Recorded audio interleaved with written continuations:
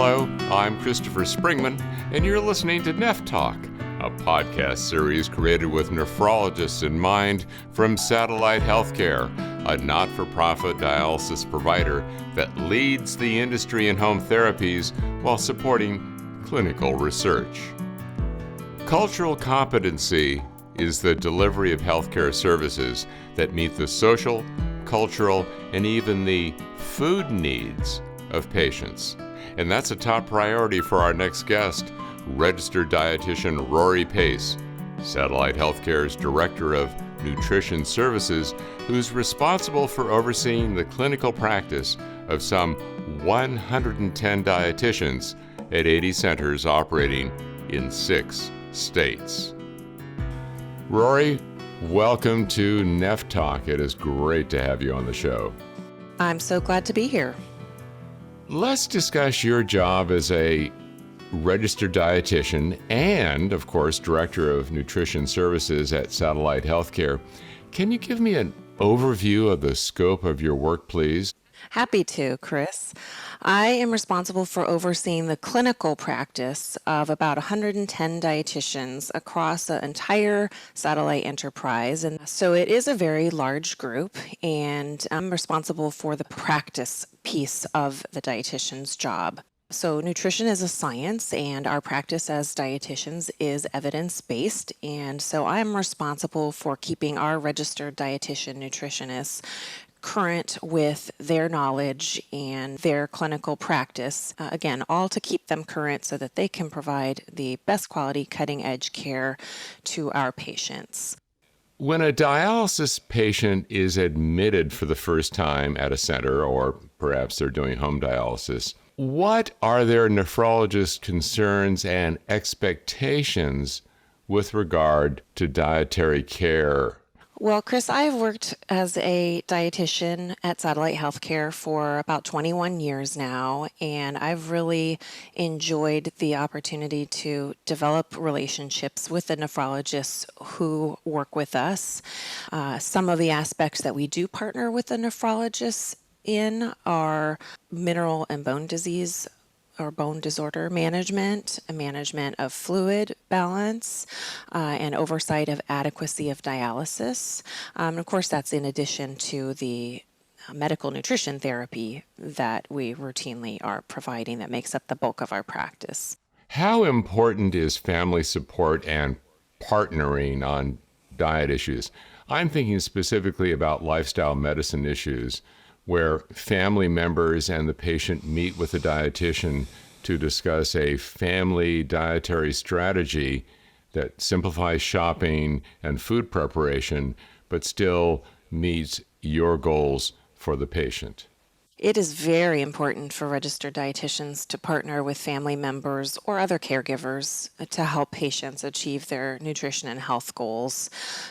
Often we find that it's not the patient who does the shopping for food or prepares the meals.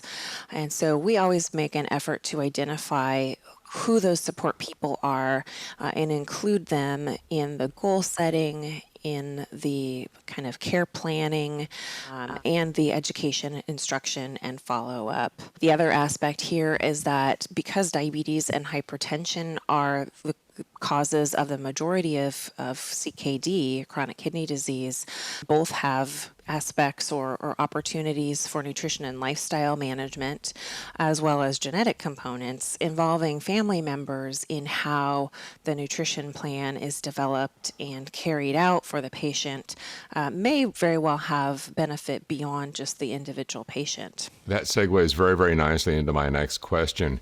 Do family cultural food traditions and preferences play a part in your work?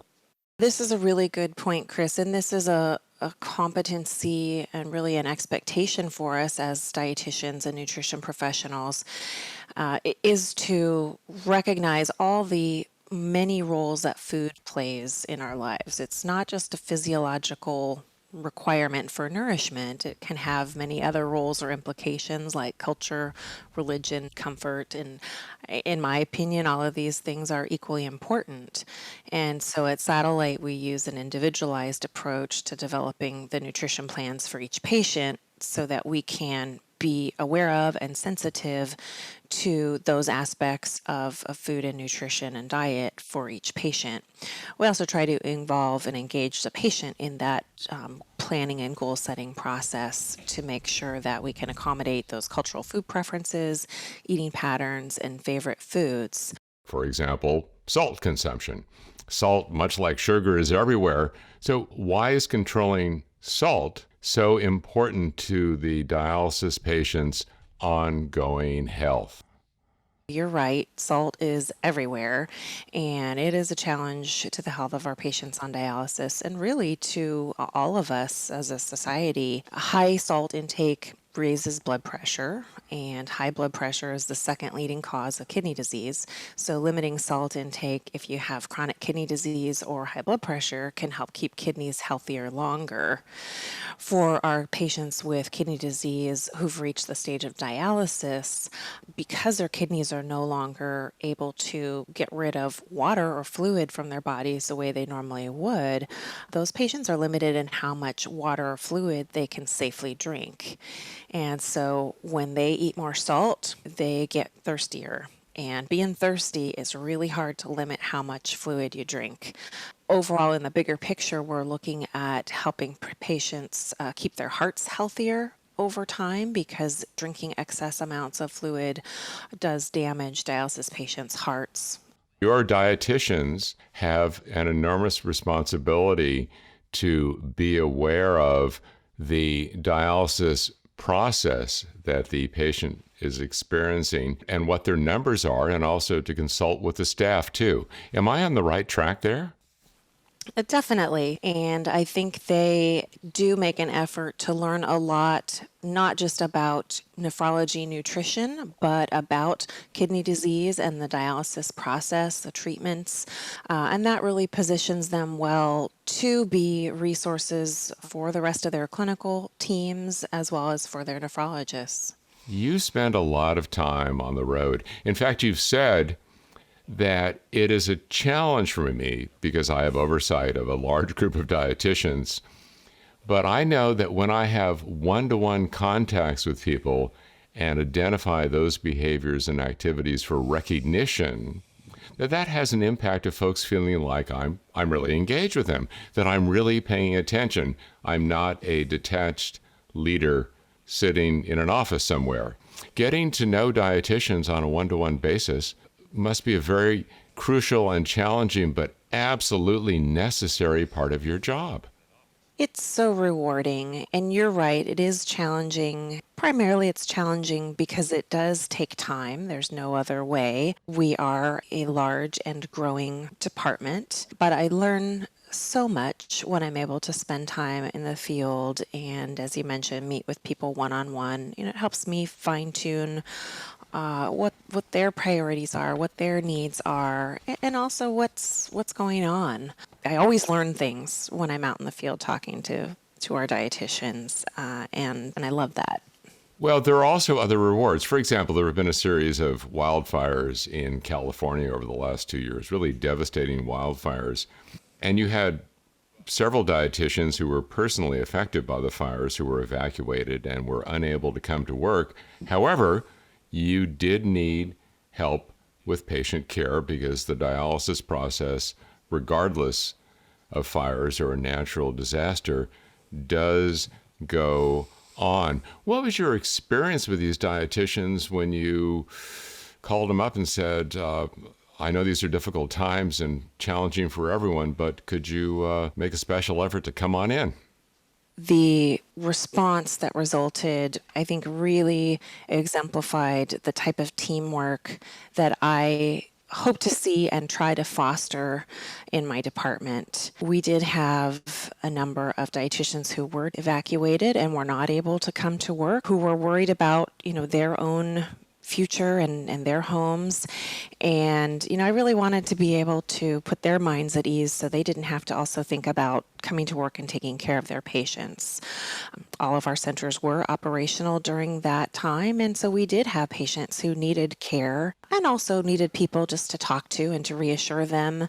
When I reached out for assistance, I was thrilled with the response, and people were very willing to juggle their own heavy-duty responsibilities at that time to make sure that the patients in the North Bay were well taken care of.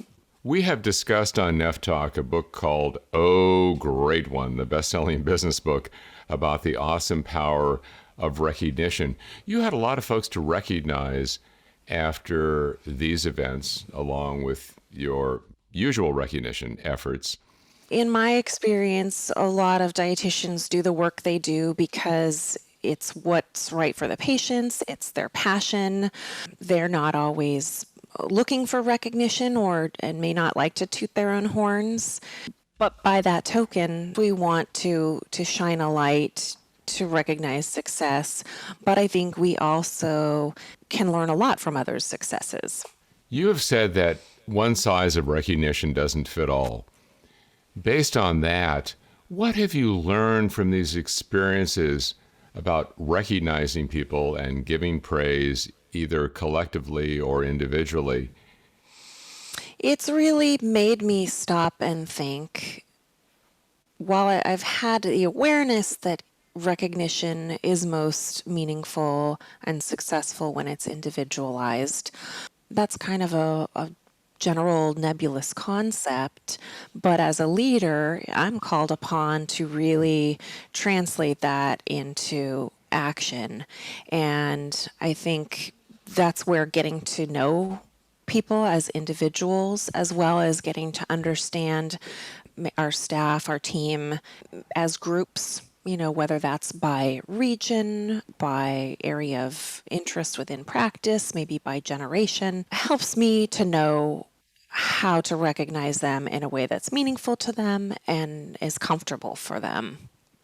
I mean, some people would love to run up on stage and pump their fist and go, yes, this is great, and wave their trophy, like an Academy Award scene. Yeah. And for other folks, a very simple, thoughtful, mindful, handwritten thank you note is the best prize of all. How do you determine which is right?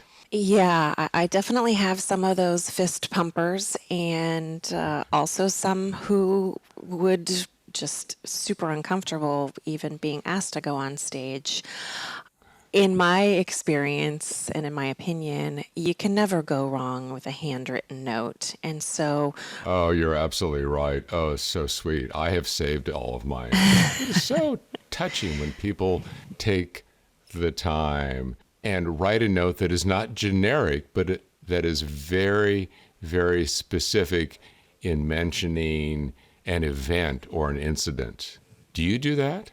Absolutely. So regardless of what other recognition I may have planned, I always try to send a note or a card. But I think for the dietitians, there's also some value in the recognition being more visible to their teams in their centers. Usually there's only one dietitian per center, and the rest of their teammates may not, totally get the work that they do or the contribution they make. And so I generally will send a note of thanks, something visually pretty or funny. I do have a lot of punny cards because, who doesn't appreciate a cheap pun? But something that, to send them to their center so that maybe it's something that they can have in their workspace. And maybe it's a reminder that somebody is out there noticing what they do. And so I've really tried to make that a part of my practice. You have a wonderful perspective and a tremendous amount of passion and, frankly, empathy for what your dietitians experience on a daily basis. You also understand the awesome power of recognition, which is one of the reasons that we're here today. Rory, thank you so much for joining us today on Neph Talk. It's been my pleasure, Chris.